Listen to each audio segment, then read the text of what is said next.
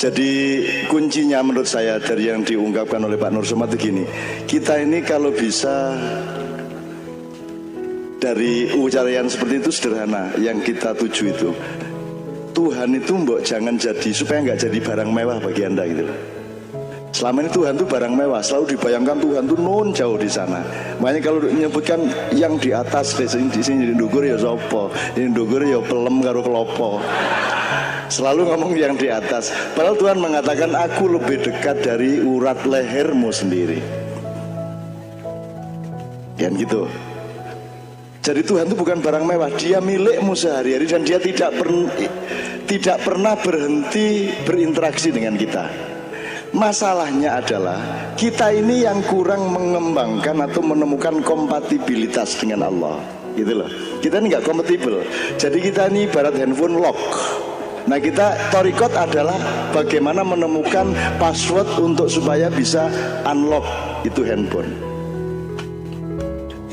Nah password ini bisa berupa kerja keras, melukis tiap hari dengan khusyuk bisa, bertani, mencangkul dengan setia bisa.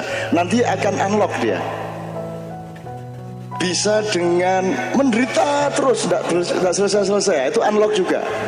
Silakan yang mau milih ini. Bisa juga dengan isyik. Isyik itu Anda nikmati betul. Anda nikmati kayak Mbak Surip itu dinikmati betul. Sampai ngapusi wong sa Indonesia mau beli helikopter itu dinikmati sama dia. Pernah kerja di perusahaan kilang minyak di Amerika 10 tahun itu dinikmati dengan khusyuk sama dia. Itu juga sebuah isyik. Isyik itu jadi bahasa Indonesia, pelakunya namanya asyik. Yang diasyiki namanya masyuk, maka istilahnya asyik masyuk. Itu juga sebuah isyik. Jadi Anda untuk dekat dengan Allah tidak harus pakai wiritan. Atau wiritan itu bentuknya bisa macam-macam. Anda jualan mie tiap hari dengan khusyuk, Anda ngamen sungguh-sungguh melayani orang yang akan Anda perdengarkan lagu, itu juga sebuah wirid, itu juga sebuah cara untuk unlock. Setelah unlock Anda mendapatkan, Anda menjadi kompatibel dengan Tuhan. Seneng mana Anda jadi orang kaya karena diizinkan Tuhan atau karena ditakdirkan Tuhan? Ngerti bedanya? Diizinkan sama ditakdirkan. Kematian seseorang bisa kematian yang diizinkan Tuhan, bisa kematian yang ditakdirkan Tuhan. Kalau kematian yang ditakdirkan itu memang 100% Tuhan yang bikin. Tapi kalau dibom di Marriott, itu bukan Tuhan 100% bikin, cuma Tuhan mengizinkan itu terjadi. Nah, bom Marriott itu bisa juga terjadi pada kasus-kasus lain yang mungkin lebih sederhana. Ada orang mati karena unsur kimia obat-obatan yang dimasukkan melalui infus itu tidak kompatibel satu sama lain, akhirnya dia terbunuh meskipun tidak bisa dibuktikan dan tidak bisa menjadi kasus dan tidak bisa disebut malpraktek. Jadi ada kematian yang ditakdirkan Allah, ada kematian yang dibikin oleh sesama manusia tetapi diizinkan oleh Allah. Dan itu bukan hanya kematian, apa saja. Anda mau menjadi kaya yang diizinkan Tuhan atau kaya yang ditakdirkan Tuhan? Enak mana? Kalau ditakdirkan Tuhan Anda tidak punya masalah, wong Tuhan yang bikin kok. Tapi kalau Anda tujuannya cari duit dan dapat duit bener, sukses bener, Tuhan cuman ya tidak apa-apa silahkan, tapi kamu bukan kekasihku. Kamu kaya tidak apa-apa, kamu jadi presiden terus 2 kali tidak masalah. Tapi itu hanya izinku, bukan takdirku. Nah, milih mana? Ditakdirkan apa diizinkan? Ditakdirkan. Nah, caranya unlock. Maka Anda harus kompatibel sama Tuhan.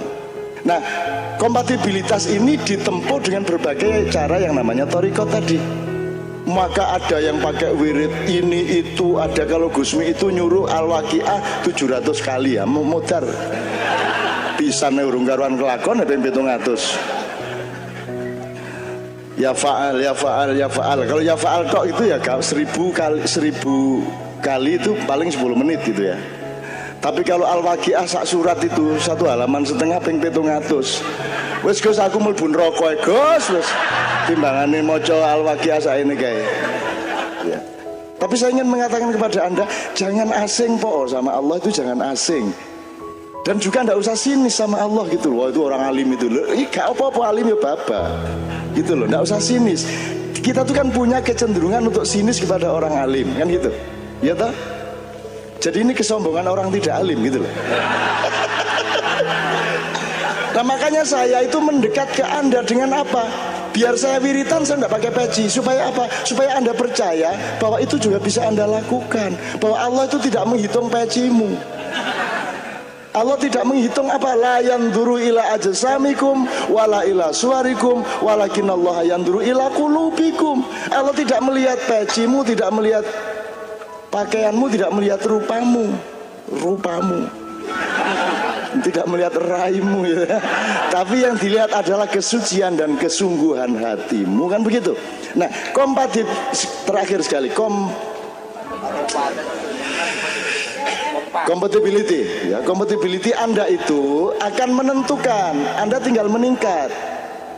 Jadi kalau Rasulullah, nabi-nabi, rasul-rasul sama Tuhan memang sudah di set up, sudah diinstal dari awal. Nggak usah kagum sama nabi.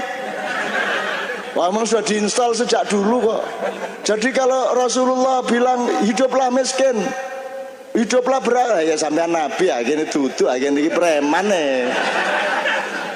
Saya bukan merendahkan nabi, tapi kekaguman kepada nabi itu dibatasi pada usaha dia sebagai manusia. Tapi kalau dia sebagai nabi kan wis instalan tuh kokonone.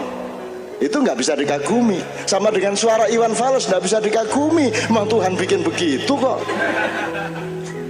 Luna Maya nggak usah dikagumi, ya Tuhan yang bikin kok. Kagumnya sama Tuhan, gitu loh. Jangan keliru kamu. Itu. Novia Kolopaking. Nggak usah dikagumi, memang Tuhan memang bikin begitu kok. Gitu loh. Saya kagumnya sama Tuhan.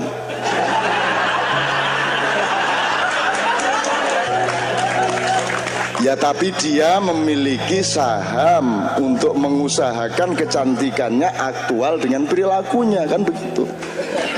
Nah, mosok wani aku karo bojo, gak wani, aku mesti endingnya mesti tak lem lah. Bagus, kalimatnya bagus, selamat. Iya, kira-kira ya poso 3 minggu belain. Jadi ngerti historikot ya. Jadi tidak harus ikut Naksabandi, tidak harus ikut Sazilia, tidak ikut apa.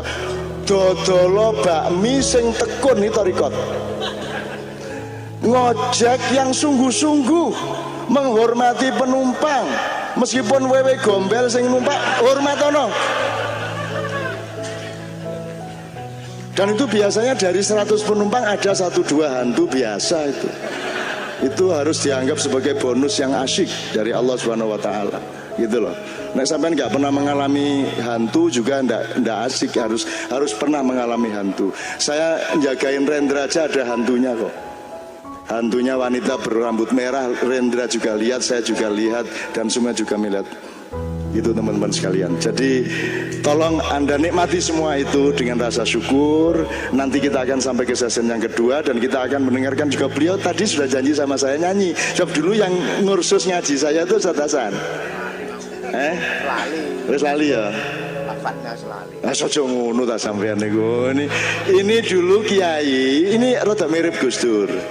Gus Dur itu kuliah di Mesir tapi malas kuliah dan selalu mempengaruhi mahasiswa lain teman-temannya agar jangan kuliah. Itu Gus Dur. Selalu diajak main band atau nonton sepak bola. Kayak apa kuliah mosok ngono gak iso niku. Wow, itu kalau Gus Dur. Itu. Nah ini juga gitu ini. Ini anaknya kiai saya waktu di Gontor, waktu itu beliau kira-kira dia kakak kelasnya kakak saya. Beliau ini. Saya kelas 1, beliau sudah ustadz. Jadi berarti kalau kakak saya kelas 6, beliau sudah ustadz. Dan saya tidak pernah mengenal beliau sebagai santri atau kiai sebab yang menonjol itu pingpong juara, sepak bola juara, apa meneh? Ngeband, pokoknya iya, Kiroah juga juara, Kiroah sebelum datang saya lah ya. Iya ngaku aja sampean. begitu sadang saya kan lumayan lah wis. Pokoknya kalau saya ikut lomba itu dewan jurinya sudah tidak bekerja, tidur. Lu kok tidur? Wis mesti menang situ iku. Ah gitu. Gitu apa-apa sumpung ngong diusir salah ya aku. Nah, saya diusir dari kantor kok. Bener-bener saya diusir dari kantor. Saya ini bapak tak nyanyi ngono iku ya. Kapan lagi aku membalasmu ya dah. Itu teman sekalian. Oke, ilal biasa kulli jamil dari Kiai Kanjeng. Satu kita dengarkan Ustaz Hasan dulu. Oke. Allahumma sholli wa sallim ala sayyidina Muhammad